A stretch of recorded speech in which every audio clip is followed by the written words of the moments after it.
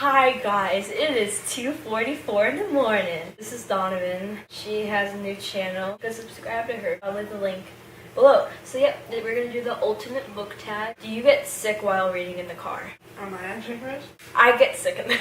Yeah, if I can read for a short amount of time and I'll be like okay, but then if I do it for a long time, I'll start feeling like I'm gonna die. It usually depends on what kind of book I read. If it's like a really thick book, I guess I just get overwhelmed and I just get the worst headache ever.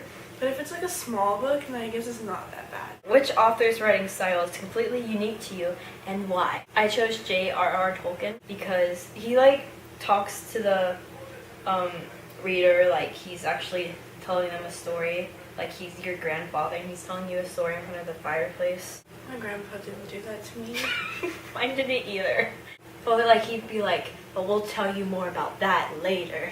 And I'll be like, cool. Thanks, Grandpa. I chose David Levithan because basically for a unique way of writing, you need to have a unique topic. And in his book Every Day, it's like a great plot and how it's all suited up and stuff. This is the question where we're gonna start fighting. Harry Potter series or the Twilight Saga? Give 3 points to defend your answer. I choose Harry Potter because it's much better written. It's written so much better. Better written. Good try. It didn't help me at all. It is written better. Is that good? I don't know. Yes. Okay. It's written better than the Twilight. The characters are more interesting. And the story's more interesting. I chose Twilight because, first of all, I started to read Harry Potter in 3rd grade, and I didn't like it at all. So I guess that just kind of traumatized me to never read it ever again. The second point is that Twilight was the first book that got me to really start reading. And then my third point is that evil things turn into a fantasy where your first assumption of vampires are these devil things that suck blood and stuff, but then when you read through it, you figure out that they're not always bad. Do you carry a book bag? If so, what is in it besides the books? I carry, if I'm going shopping, I'll bring a book because I have to bring a book wherever I am, and I'll just put it in whatever purse I'm bringing. So there's pens and paper and gum wrappers in it. Oh, it's just my purse. What's in your purse? Basically,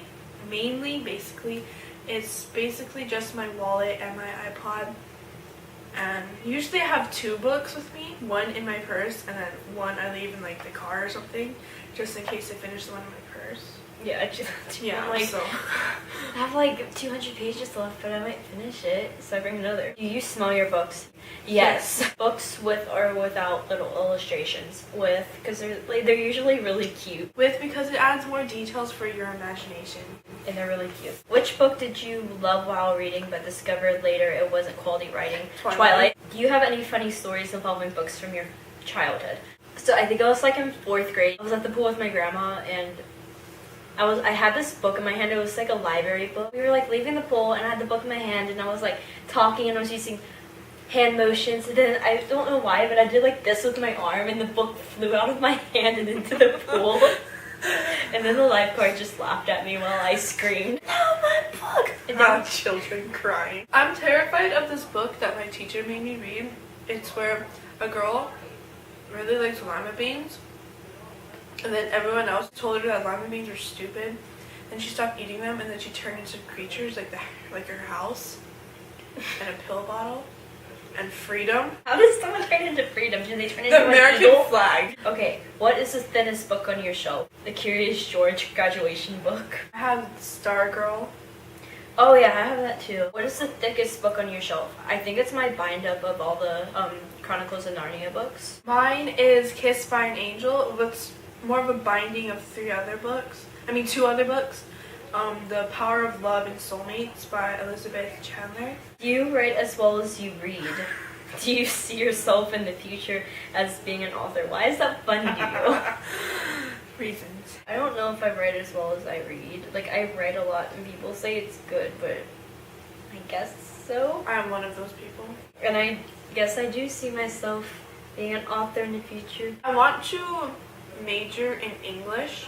I don't know if I want to be an English teacher or like creative arts, like writing. So probably yes. Probably yes. Okay, when did you get into reading? Maybe like kindergarten or first or second grade? I think I've just always liked reading. I always loved reading. And then when I really started getting into reading was like Twilight. Because I loved Robert Pattinson. What is your favorite classic book? I think, can I choose The Little Prince?